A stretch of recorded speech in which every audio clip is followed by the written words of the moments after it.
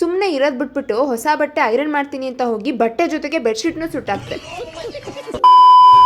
ಇವತ್ತು ಒಂದು ಫಂಕ್ಷನ್ಗೆ ಹೋಗೋದಿತ್ತು, ಅದಕ್ಕೆ ನಾನು ಈ ಥರ ರೆಡಿಯಾಗಿದ್ದೆ.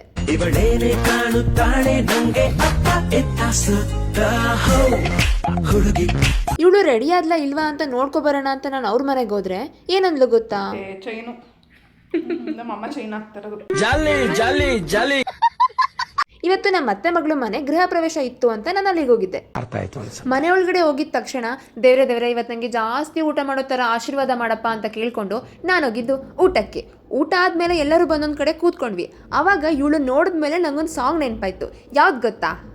ಎಲ್ಲರ ಜೊತೆಗೆ ಇರ್ತಿದ್ದ ಹುಡುಗ ಒಬ್ಬೊಬ್ನ ಸೈಡಲ್ಲಿ ಇರೋದು ಯಾಕೆ? ಬರೀ ಇಂಥದೇ. ಎಲ್ಲರ ಜೊತೆನೂ ಫೋಟೋಸ್ ತಗೋತಾ ಇರಬೇಕಾದ್ರೆ ನಮ್ಮಮ್ಮ ಹೇಳಿದ ವಿಷಯ ನಂಗೆ ನೆನಪಾಯಿತು. ಏನು ಹೇಳಿದ್ರು ಅಂತಂದರೆ, ಬೇಗ ಬೇಗ ಫಂಕ್ಷನ್ ಮುಗಿಸ್ಕೊಂಡು ಬಾ, ನಿನಗೋಸ್ಕರ ಹಬ್ಬ ಮಾಡೋದಕ್ಕೆ ಕಾಯ್ಕೊಂಡು ಕೂತಿರ್ತೀನಿ ಅಂತ ಹೇಳಿದರು. ಯಾವ ಹಬ್ಬ ಗೊತ್ತಾ? ಮಾರಿ ಹಬ್ಬ, ಬಂಡಿ ಹಬ್ಬ. ಅರ್ಥ ಆಯ್ತು ಅನ್ಸುತ್ತೆ. ನನ್ನ ಬಟ್ಟೆ ಸುಟ್ಟಾಕಿರೋದಕ್ಕೆ ನಮ್ಮ ಸುಬ್ಬು ಏನಂದ ಗೊತ್ತಾ? ಇಷ್ಟೇ ಸುಟ್ಟಾಕಿದ್ದು.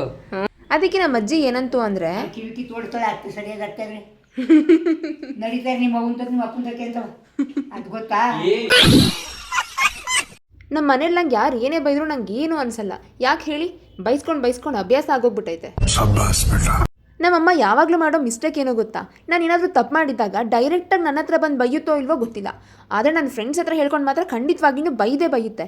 ಇವ್ರನ್ನೇನು ಕಮ್ಮಿ ಅಂದ್ಕೊಂಡಿದ್ದೀರಾ? ನಮ್ಮಮ್ಮ ಬೈತಾ ಇರಬೇಕಾದ್ರೆ ನನ್ನನ್ನು ನೋಡೋದು ನಗೋದು. ನನಗೆ ಹೆಂಗೆ ಆಗ್ತಿತ್ತು ಅಂದರೆ, ಮನೇಲೇ ಇದ್ರೆ ಇನ್ನೂ ಉಗ್ದು ಉಪ್ಪಿನಕಾಯಿ ಹಾಕ್ತಾರೆ ಅಂತ ಅಂದ್ಬಿಟ್ಟು ಸೀದಾ ಬಸ್ ಹತ್ಕೊಂಡು ಮೈಸೂರಿಗೆ ಬಂದೆ. ಆದರೂ ಒಂಥರ ಫೀಲ್ ಆಯ್ತಾ ಇತ್ತು, ಬೆಳಿಗ್ಗೆಯಿಂದ ಇಷ್ಟೊಂದು ಬೈಸ್ಕೊಂಡಲ್ಲ ಯಾಕೆ ಅಂತ. ನಾನು ಮಾಡಿರೋ ತಪ್ಪಿಗೆ ತಾನೇ ಅವ್ರು ಬೈದಿರೋದು. ಯಾವಾಗಲೂ ನಾವು ಮಾಡಿರೋ ತಪ್ಪನ್ನ ಒಪ್ಕೋಬೇಕು, ಅದನ್ನು ತಿದ್ಕೋಬೇಕು. ಆದರೆ ಅದಕ್ಕೂ ಮುಂಚೆ ಹೊಟ್ಟೆಗೆ ಏನಾದರೂ ತಿನ್ನಬೇಕು. ಅದಕ್ಕೆ ತಿನ್ಕೊಂಡು ನಾನು ಪ್ರಯಾಣ ಬೆಳೆಸ್ದೆ PG ಕಡೆಗೆ. ಇದಾಗಿತ್ತು ನನ್ನ ಇವತ್ತಿನ ಕತೆ ಅಲ್ಲ ವ್ಯತೆ.